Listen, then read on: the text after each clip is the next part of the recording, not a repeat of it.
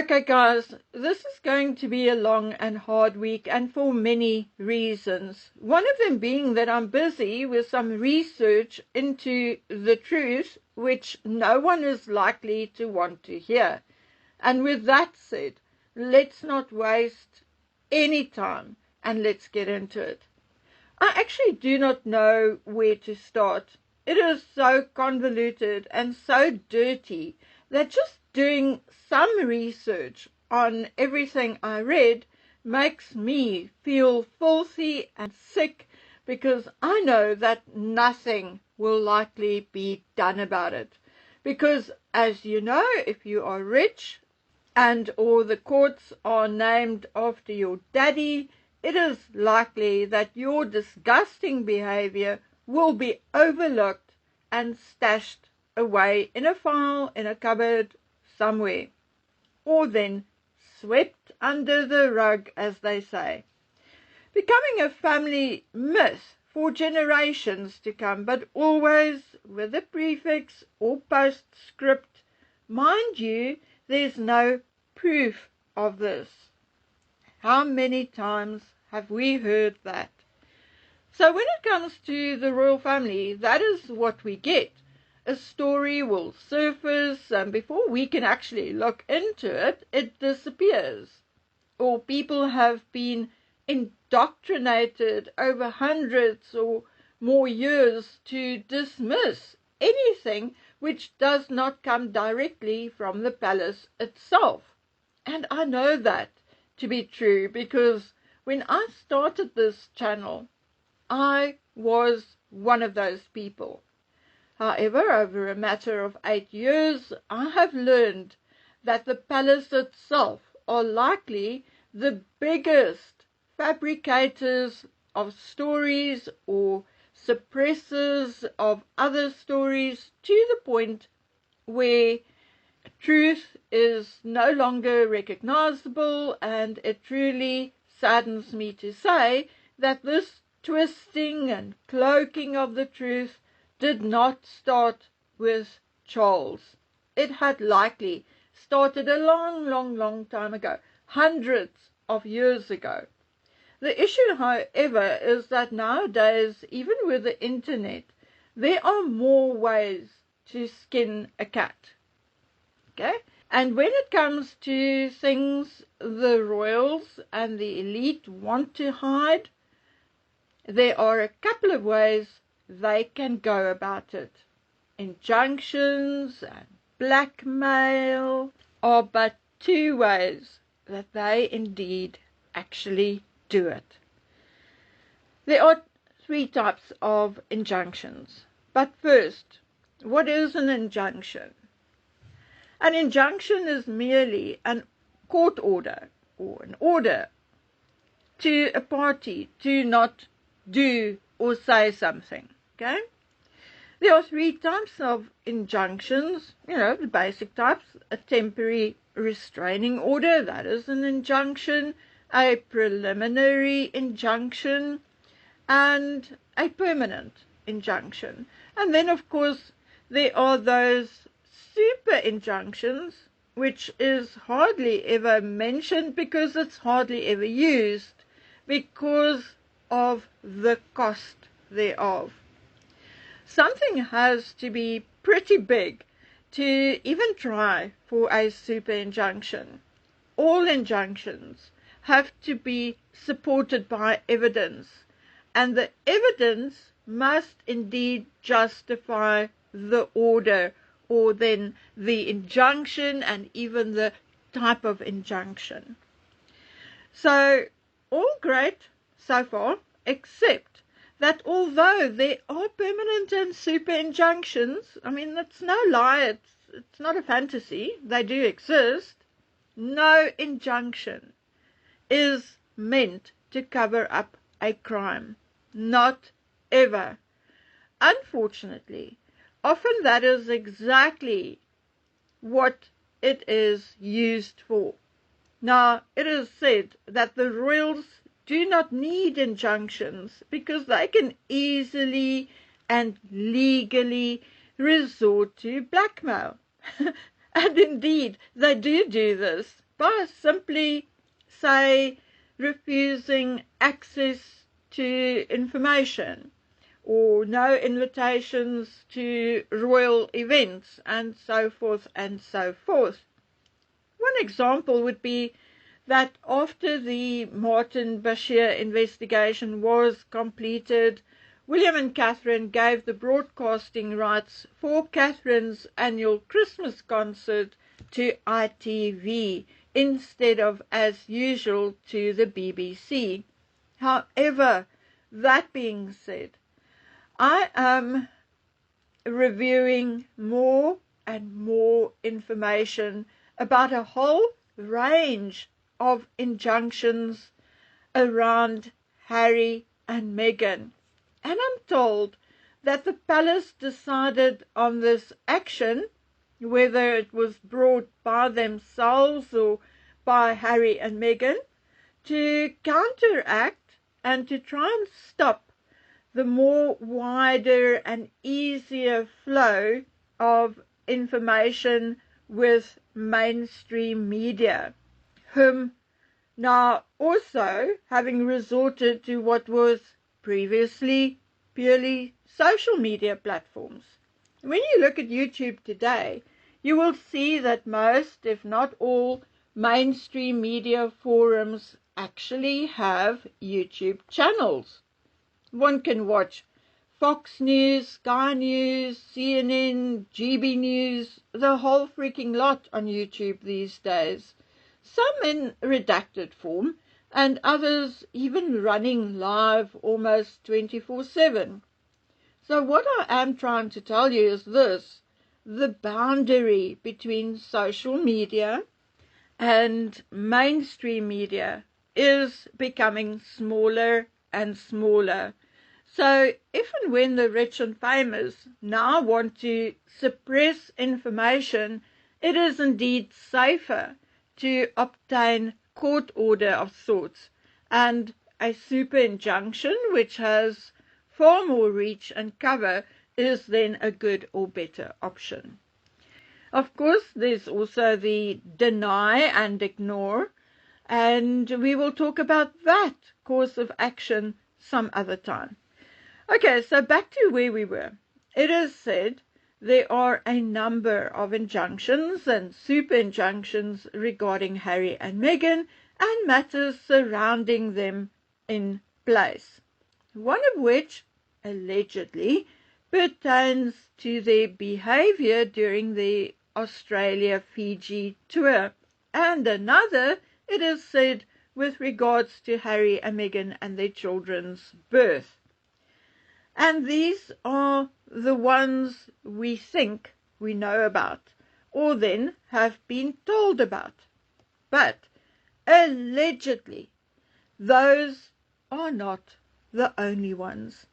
Now, like I said, just like an NDA, an injunction can be voided by a court for a number of reasons. One, and the one I looked at in this particular case, is when it is found that the injunction was based on false premises or information, or even false statements. Or number two, if it was used to cover a crime. For example, and this is honestly just a thumbsuck, okay? I'm not saying it is true. Let's say Meghan did throw someone with a cup of hot tea in Australia. Now, the story leaked, but the palace got an injunction against the media, okay? And note, they have to be specific. They can't just say all the media in the world, okay? So they got, say, an injunction against the Australian and the British media for, let's say, 5 years. So, for 5 years, they are not allowed to report on this particular incident. Well, at least the Australian and the British media are not allowed to report, to either confirm or deny, okay, whether this incident happened. Okay.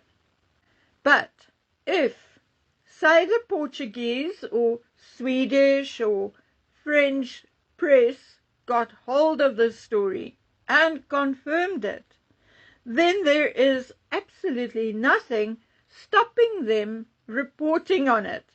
And once it is out there in the public domain, then the British press can have the injunction voided, because the information is already out there, and the injunction is now just discriminating against, say, the Australian and British press.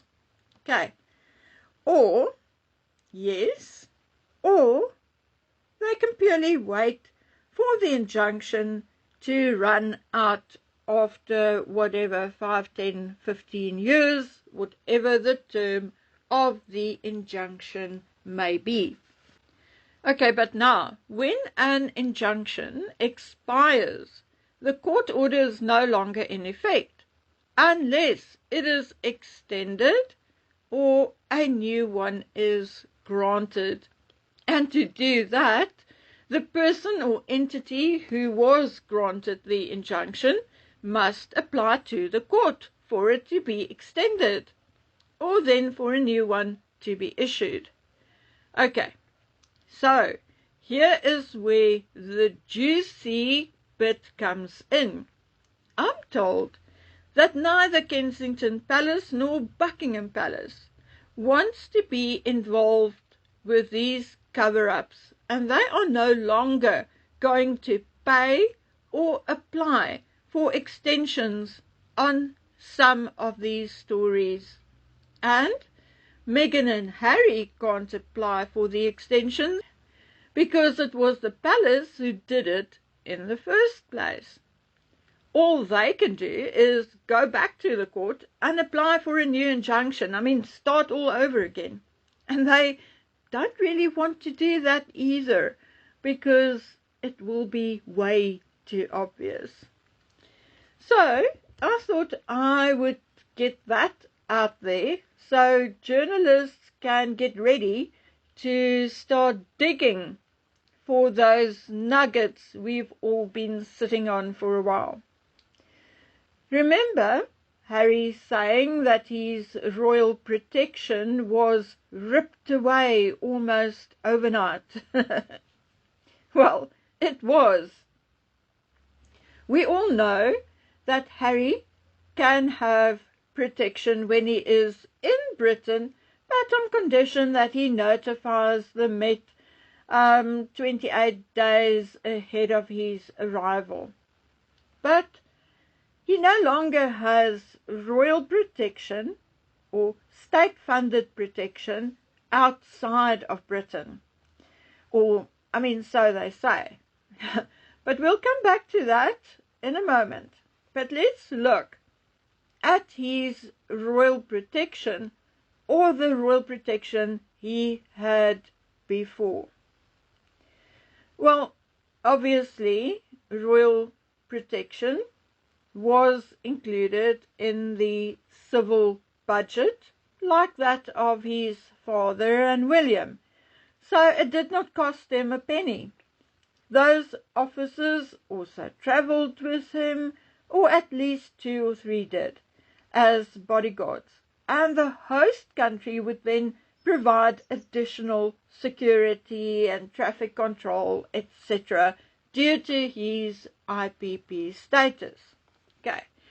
But when Harry and Meghan informed the palace that they were not returning to royal duties, it was a matter of time, and it was made known that Harry and Meghan's royal protection, when they are out of the country, would be recalled.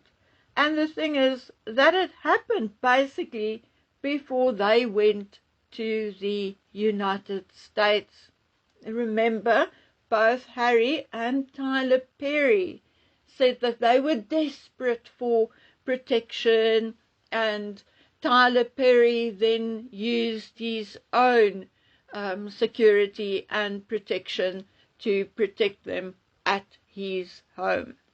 So, and Harry also spoke about the same thing. Okay, so it came out of both their mouths at the time, and if you go back and you look at Harry and Meghan, their story or whatever that was on Netflix, you will actually hear them discussing that as well. Now, Harry claimed that him and Meghan were stripped of security because the royal family was trying to force them to stay in Britain. Okay? But before that, he claimed in a court of law that he left the United Kingdom because he and his wife were being denied the security they needed to keep their family safe. Okay? So Harry had two different stories. So let's see what the proverbial boss said. Priti Patel was the Home Secretary in 2020, and her office basically stated that the decision to reduce Harry's security was a professional one and had nothing to do with the royal family. Yes, indeed, a third story. In reality, none of it could be true, because let me remind you that the Queen gave them a year to make a final decision, and it is in Harry's own words the reason why he decided on one of the 5 options given to him at the Sandringham summit. It was all about security. So why was Harry's royal protection also the add-on security from the Canadian government suddenly withdrawn? What was the real reason? Now, Harry's longtime bodyguard, David Langdon, was with the Met for 16 years. And at the time when Harry and Meghan left, he had been with Harry for 10 years. David, however, had to resign from the Metropolitan and joined a privately owned firm in the United States to continue working with Harry. So why the sudden decision to withdraw Harry's royal protection? Yes, I mean, honestly and truly, in the long run, it would have happened anyway. But why basically overnight? Now, I'm going to read you Harry's own words as illustration of how he is capable of treating people who work for him. Page 132 of the hardcover Spare. Believer Rock escorted me back to the hotel. I tried to pick a fight with him too. I growled at him, swung at him, slapped his head. He barely reacted. I slapped him again. And then blah, blah, blah, blah, blah. I heard him say to another bodyguard, "He is a handful tonight." "Oh, you want to see a handful? Here you go. Here's a handful." So he obviously slapped him again. Okay, so you need to read between the lines now. I cannot say too much for legal reasons. But always remember that although some of these men were with Harry for years, some, for obvious reasons, did not make it a week or even a month. But that is besides the point. Harry wasn't their boss. Harry did not pay them, nor did his father. They were still Metropolitan Police officers, employed by the Metropolitan Police out of their budget. And the Metropolitan Police, like any other employer, have a duty of care towards their employees. Okay, so I'm going to leave that hanging right there, but I'll tell you one more story and then you can put 1 + 1 together for yourselves. Remember Meghan's female bodyguard. Well, she wasn't just anyone. She was a Scotland Yard inspector who was the first woman to hold such a senior security post for the royal family. After Harry's longtime head of security, Bill Renshaw, retired in 2018, she was appointed to lead the protection team. Now, her name was never released, but she was the woman who escorted Meghan away from a crowded market in Fiji. Anyway, she resigned from the position after less than 6 months working with Meghan and Harry. Okay, so now you have the picture, sort of. Harry and Meghan were not worth the expense of flying senior officers back and forth between the United Kingdom and the United States. Nor would it have been a pleasure or safe for them to work with Harry and Meghan so far away from their protection authority. So yes, read between the lines. You cannot, may not, assault someone working with or for you. They are employees, protected by law, and not slaves bought at an underground slave market in North Africa. So I'm asking again, why has this side of the coin never been discussed in court and during that whole court case against Homeland Affairs or whatever they called? Injunction or agreement between the Met and the Queen and Charles? I don't know. Okay, and now very quickly before I go, what happened to David Langdon and his colleagues? One moment we still saw Langdon and Christopher Sanchez looking after Harry and Meghan, and only a couple of weeks ago, okay? But suddenly, after Harry's return from the United Kingdom, it is a totally different crew. Who are they? And where are they from?